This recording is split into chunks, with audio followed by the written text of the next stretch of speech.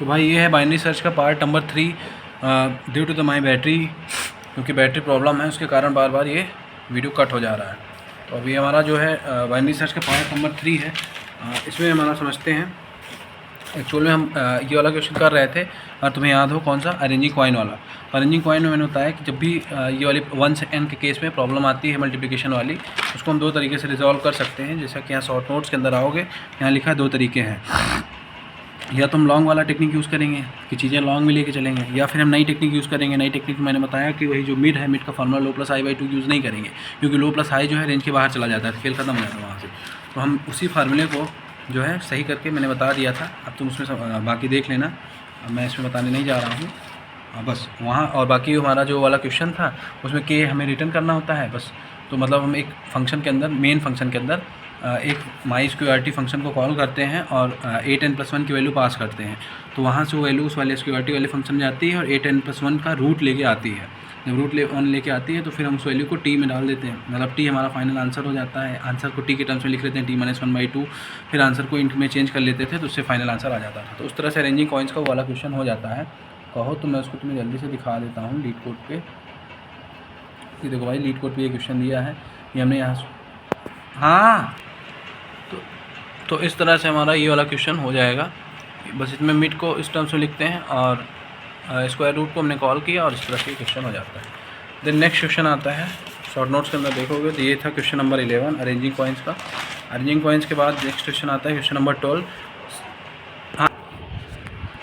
तो arranging coins का question इस प्रकार से हो जाता है। अब नेक्स्ट मतलब अरेंजिंग कॉइन्स में एक चीज़ का ध्यान रखना कि इंपॉर्टेंट वही के है, कि वही 1 से लेकर n तक का सम करने पे के आता है, वही हमेशा हर केस में आंसर दे देता है, चाहे लाइन फुल हो या ना हो। क्योंकि लाइन जब फुल नहीं होती तो आंसर हमें एक कम रिटर्न करना पड़ता है। मतलब जैसे कि लाइन यहाँ पे फुल नहीं हो रही तो हम 3 आंसर रिटर्न करेंगे सम से। हम समझदार हो, बाकी समझ गए होंगे। नेक्स्ट आता है search and element in sorted and rotated array. मतलब एक सॉर्टेड एंड रोटेटेड एरे दिया होगा तो उसमें हमें एक एलिमेंट को सर्च करना होगा। अब बात यह है कि जैसे हम सर्च जहाँ मतलब अपनी बाइनरी सर्च किस पे लगा पाते हैं, सिर्फ सॉर्टेड पार्ट में लगा पाते हैं। तो सबसे पहले हमें चेक करना पड़ेगा कौन सा पार्ट सॉर्टेड है। मतलब मिड पकड़ो, देखो लो से मिड तक का सॉर्टेड पार्ट है या फिर मिड से हाई तक का सॉर्टेड पार्ट होगा, यानी लेफ्ट पार्ट सॉर्टेड होगा या राइट पार्ट सॉर्टेड होगा। कैसे देखोगे, अगर लो छोटा और मिड बड़ा है तो लेफ्ट पार्ट सॉर्टेड होगा, अगर मिड छोटा और हाई बड़ा है तो राइट पार्ट सॉर्टेड होगा। अगर लेफ्ट पार्ट सॉर्टेड है तो उसके अंदर आ जाओ, देखो लॉजिक समझो, लेफ्ट पार्ट सॉर्टेड है तो उसके अंदर आ जाएंगे। उसके अंदर आके देखेंगे कि अगर मेरा टारगेट लो से लेकर मिड के बीच में एग्जिस्ट कर रहा है तो हम लेफ्ट डायरेक्शन में चलेंगे और अपने टारगेट को गेन कर लेंगे। ओके, एल्स में अगर हमारा टारगेट लो से मिड के रेंज में नहीं है तो फिर हम अलग डायरेक्शन, राइट डायरेक्शन में चलेंगे। अच्छा, इफ़ लगाया, इफ़ के अंदर इफ़ एल्स लगाया। अब इफ़ के एल्स एक और होगा, वो एल्स कहेगा कि जैसे लेफ्ट पार्ट सॉर्टेड है वो कहेगा मैं राइट पार्ट सॉर्टेड हूँ, यानी राइट पार्ट सॉर्टेड है। अब इसके अंदर एक इफ़ आएगा, एक एल्स आएगा। वो इफ़ कहेगा कि मैं यहाँ चेक करूँगा कि टारगेट मेरा मिड से हाई के बीच में है, अगर है तो राइट डायरेक्शन में चलेंगे, नहीं तो लेफ्ट डायरेक्शन में चलेंगे। तो ये पूरा मेरा इफ़ एंड एल्स का कहानी लूप बनता है। कोड जल्दी दिखा देते हैं, फेवरेट पार्ट में आएंगे, पटाख से आ जाते हैं इसमें हम। सर्चिंग रोटेटेड एंड सॉर्टेड, खटाखट खटाखट कट खट खट खट खट, ये आ गया प्रोग्राम। देखिए लो से हाई तक में मिड डिक्लेयर के सबसे पहले तो ये लिखना पड़ेगा। देखो अगर नम से मिड मेरा टारगेट को डायरेक्ट हिट कर रहा है तब तो हम रिटर्न कर देंगे। और बाकी अगर हमारा लेफ्ट पार्ट सॉर्टेड है, ये देखो लोड से मिड सॉर्टेड है तो फिर इसके अंदर रिफिल्स लगाएंगे, और राइट पार्ट सॉर्टेड है तो उसके अंदर रिफिल्स लगाएंगे। इतना काम कर दो और एक ये लगा देना शुरू में, कौन सा, ये यही कि मेरा अगर टारगेट हिट कर रहा है मिड को तो डायरेक्टली आंसर हो जाएगा। बस यही इतना ही है इस वाले क्वेश्चन में, ठीक। Search in rotated and sorted matrix. अच्छा, ये जो मैंने किया है ये बाइनरी सर्च किया है। वैसे डायरेक्टली चाहे तो कैसे कर सकते हैं, डायरेक्टली ऐसे लिख सकते हैं कि अगर एरे आई मेरा टारगेट हिट कर रहा है तो फिर तो टारगेट एग्जिस्ट, एल्स में नहीं एग्जिस्ट। ये वाली टेक्निक कौन सी हो जाएगी, ये बाइनरी सर्च नहीं होगी, तो उसमें टाइम कॉम्प्लेक्सिटी n हो जाएगी। तो इसलिए मैंने पहले बाइनरी सर्च कराया जो कि लॉग एन दे देगा, बिग ऑफ लॉग एन। इसके बाद क्वेश्चन नंबर 13 आता है सर्च इन अ मैट्रिक्स। जल्दी जल्दी जल्दी जल्दी जल्दी जल्दी जल्दी जल्दी जल्दी search in a 2D matrix. अगर वीडियो कट भी हो जाता है तो ध्यान देना, इसके बाद केवल एक क्वेश्चन बचेगा। अगर वीडियो कट हो जाएगा तो फिर मैं उसके लिए वीडियो नहीं बनाऊंगा। इस तरह से हमें एक मैट्रिक्स दी जाएगी, उस मैट्रिक्स में हमें एक एलिमेंट बोल दिया जाएगा कि उसको सर्च करके दिखाओ, तो हम सर्च करके दिखाएंगे। सबसे पहले हमारे दिमाग में क्या हो जाना चाहिए कि ये 2D एरे का कॉन्सेप्ट यहाँ पे लगता है। तो रोज़ नाम का एक वेरिएबल बनेगा और कॉल्स नाम का एक वेरिएबल बनेगा। लीड कोड खोल लो साथ साथ में, क्योंकि यहाँ पे जूमिंग नहीं हो पा रही है मोबाइल के अंदर, है ना। रोज़ नाम का वेरिएबल बनेगा, कॉल्स नाम का वेरिएबल बनेगा। इसके पीछे का जो लॉजिक है वो वहाँ पे हमें सिखाया जाता है 2D एरे में, तो अभी इसमें ध्यान नहीं देना है। फिर लो को रखना है 0 पे और हाई को रखना है यहाँ पे। ये कौन सा एलिमेंट होता है, m इंटू एन, मतलब number of rose into number of columns. ये तो हमें जे में भी पता था, लेकिन इंडेक्स हमेशा एक पीछे एक आगे या पीछे चलती है, तुम्हें पता ही है। m इंटू n -1 करेंगे। ये देखो इसको हटाना क्या हो रहा है, m इंटू n -1 पे हाई को रखेंगे, ठीक है, रोज इंटू कॉल्स -1 और वाइल लूप लगाएंगे, मिड को डिक्लेयर करेंगे। मिड हमारा लो प्लस हाई बाई 2 से नहीं आएगा। मिड यहाँ पे कौन है, ध्यान से देखो 11 है, 11 और 16 कायदे में मिड है, लेकिन हम इसे लेफ्ट वाले को लेते हैं तो इसलिए मिड हमारा हो गया 11, ठीक। अब बात ये है कि हम मिड हमारा इससे नहीं आएगा, हम केवल एक मिड नाम का वेरिएबल बना रहे हैं। अगर मुझे इसमें मिड चाहिए मैट्रिक्स में, तो ये कॉन्सेप्ट याद कर लो, एकदम सरासर याद कर लो कि मिड वाली जो रो होती है, मतलब मिड एलिमेंट की रो जो होती है वो मिड बाई कॉल से आती है, और मिड एलिमेंट का जो कॉलम होता है वो मिड परसेंटेज कॉल से आता है। यानी ये दो लाइन तुम्हें एज इट इज़ याद करनी पड़ेंगी भाई, एक ये वाली लाइन और एक ये वाली लाइन। इसके पीछे का कॉन्सेप्ट भी होता है, ठीक है, इसके पीछे कॉन्सेप्ट अभी डिस्कशन नहीं करेंगे, उसको डिटेल में पढ़ लेना अगर तुम्हें पढ़ना होगा। उस टाइम पे मुझे समझ में नहीं आया था, लेकिन शायद समय मतलब आते आते धीरे धीरे समय के साथ ही चीज़ें समझ में आने लगेगी।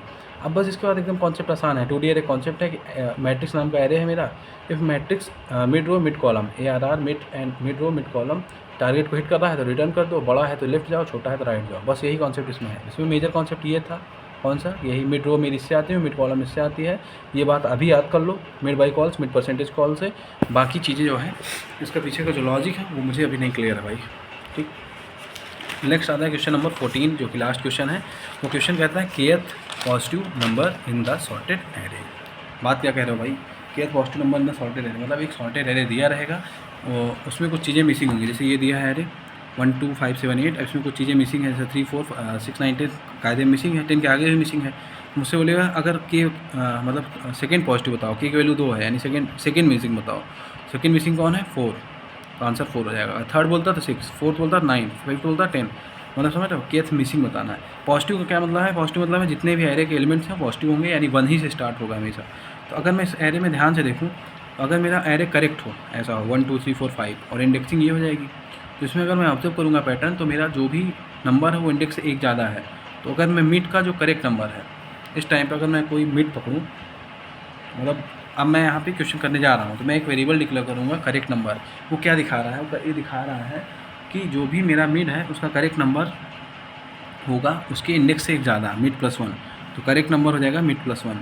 ये मतलब मिड पर करेक्ट नंबर कौन सा होना चाहिए, ये चीज़ को डिक्लेयर करेगा, मिड +1। इसका लॉजिक समझ में आता है, क्योंकि हमेशा करेक्ट नंबर अपने इंडेक्स से 1 ज़्यादा होगा। तो जो भी प्रेजेंट टाइम में मिड है उसमें 1 जोड़ दोगे तो करेक्ट नंबर आ जाएगा। फिर जो भी एरे ऑफ मिड इस समय है मेरे एरे में, मतलब मान लेते हैं 5, ध्यान से देखो, 5 से मैं करेक्ट नंबर ऑफ मिड को माइनस करूँ, मतलब मिड पे क्या होना चाहिए था, मिड +1 दैट इज़ 3 होना चाहिए। देखो 1 2 3 एकदम एग्जैक्टली सही बात है भाई। अगर 5 से मैं 3 को घटाऊँ तो क्या आ रहा है, 2, और 2 देखोगे तो नंबर ऑफ मिसिंग नंबर्स हैं इनके बीच में। देखो 3 और 4 मिसिंग है, तो 2 नंबर मिसिंग है। नंबर ऑफ मिसिंग नंबर कितने हुए, 2, जो कि किससे आ रहे हैं, करेक्ट नंबर से माइनस करने पे, मतलब एरे मिड को माइनस करने पे करेक्ट नंबर पे। तो number of missing number in the left of mid कितना आ जाएगा, एरे मिड से माइनस करोगे करेक्ट नंबर को, तो ये चीज़ आ जाएगा नंबर ऑफ मिसिंग नंबर। अब पहले इसका लॉजिक अभी मैं तुम्हें ध्यान से समझा दूंगा, पहले कोड देख लेते हैं, क्योंकि कोड आसान है, फालतू में अभी लॉजिक में फंस जाओगे तो कोड में डक जाओगे। तो देखो कोड क्या है भाई, kth मिसिंग पॉजिटिव नंबर में कोड देख लो भाई जल्दी से। कोड बहुत सिंपल सा है। मैंने सबसे पहले यही करेक्ट नंबर को डिक्लेयर किया, फिर नंबर ऑफ मिसिंग को डिक्लेयर किया। अगर मेरा नंबर ऑफ मिसिंग के से ज़्यादा है भाई तो हम लेफ्ट डायरेक्शन में जाएंगे, और छोटा है तो राइट डायरेक्शन में जाएंगे और रिटर्न करेंगे हाई +1 + के। अब देखो लेफ्ट और राइट जाने का टेक्निक क्या है, जैसे मानो, जैसे समझो मान लेते हैं number of missing left direction में कितने हैं, 4, और के की वैल्यू कितनी है, 2, मतलब मिसिंग है 4 और तुम्हें सेकेंड वाला चाहिए, के की वैल्यू 2 है, तो लेफ्ट ही में जाएंगे, ऑब्वियस सी बात है। अब उल्टा सोचो, नंबर ऑफ मिसिंग है 2 और के की वैल्यू है 4, मान लेते हैं नंबर ऑफ मिसिंग हमारे लेफ्ट साइड में 2, लेकिन हमें चौथा मिसिंग चाहिए, तो हम लेफ्ट डायरेक्शन में क्या करेंगे, हम राइट डायरेक्शन में जाएंगे, है ना। तो इसलिए गो राइट लिखा हमने यहाँ पे। अच्छा, इक्वल वाले केस में हमने क्यों लेफ्ट लिखा वही समझ लेते हैं। मान लेते हैं नंबर ऑफ मिसिंग है 2 और के की वैल्यू भी है 2, तो नंबर ऑफ मिसिंग अगर 2 है और के की वैल्यू 2 है तो मुझे सेकेंड वाला मिसिंग चाहिए जो कि लेफ्ट डायरेक्शन में मिल रहा है, तो इसीलिए तो लेफ्ट में जाएंगे, ऑब्वियस सी बात है भाई। तो ये 3 केसेस मैंने लिख लिए। अब रिटर्न में मैं हाई +1 + के क्यों लिख रहा हूँ ये समझो। देखो जहाँ जहाँ लूप टूट रही होगी हर पॉइंट पे तुम चेक करना, ध्यान से बताता हूँ भाई, लॉजिक कहाँ लिखा है, wait a minute I will tell you. देखो यहाँ मेन नोट्स में डिटेल मैंने रिटर्न हाई +1 + के का लॉजिक पूरा डिटेल में बताया है। अलग डिटेल में ही जाना है, मैं यही समझा ले जाऊँगा। बात समझो, जब भी मेरी लूप टूट रही होगी तो हाई पीछे होगा, लो आगे होगा, और एक ही कदम का इनमें डिफरेंस होगा। इसीलिए एक फार्मूला, जनरल फार्मूला बनता है, जब भी लूप टूटती है तो हाई +1 को के लिखा जाता है, सॉरी हाई +1 को एल लिखा जाता है, लो के बराबर, जब भी लूप टूटती है। इसीलिए यहाँ हाई +1 + के जो मेरा आंसर है उसको लो प्लस के भी कई बार लिखा जा सकता है। अब समझो कि हाई +1 + के हमने क्यों लिखा। देखो जब भी लूप टूटेगी तो जितने मिसिंग नंबर की तुम्हारी दरकार होगी, मान लेते हैं केथ 4th मिसिंग नंबर चाहिए, तो निश्चित बात है कि जितने भी 4 मिसिंग नंबर होंगे हाई और लो के बीच में ही आएंगे। सारे एग्जांपल्स इसके पीछे 3-4 एग्जांपल उनको ध्यान से देखना, उसमें यही ऑब्जर्व करोगे तुम, जितने भी नंबर ऑफ मिसिंग हुए इन्हीं के बीच में आएंगे। तो मान लेते हैं मुझे 3rd मिसिंग चाहिए, तो हाई में 3 ऐड कर दो, 3rd मिसिंग आ जाएगा, हाई प्लस के, वही बोल रहा हूँ, की वैल्यू अगर 3 है। मान लो तुम्हें 2nd मिसिंग चाहिए, तो हाई में 2 ऐड कर दो, एच को में 2 ऐड कर दो। 4th मिसिंग चाहिए तो 4 ही मिसिंग इसके बीच में, तो एच में 4 ऐड कर दो। तो एच प्लस के करने से लाला, रुक जाओ एक सेकंड बता रहा हूँ।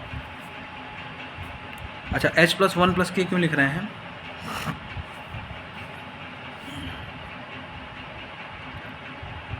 एच प्लस 1 प्लस के इसलिए लिख रहे हैं क्योंकि एच की इंडेक्स 0 होगी इस पॉइंट पे, इसलिए हम ऐसा करते हैं। तो मतलब यही लॉजिक है इसका, और बस यही सीन है।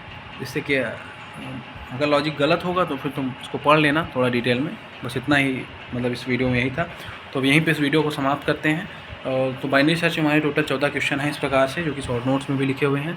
तो अब इसको पढ़ने का टेक्निक ये है कि तुम शॉर्ट नोट्स को खोलना, लाइन से शॉर्ट नोट्स के क्वेश्चन करते चलना, लीड कोड के क्वेश्चन इस पर दिए हुए हैं, करते चलना। मैंने लीड कोड के इसमें जितने क्वेश्चन थे सब रिवाइज करा दिए हैं, एंड और इधर अपनी बैक एंड पे नोट्स खुली रहेगी।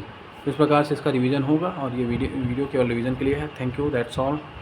Thank you, till and take care.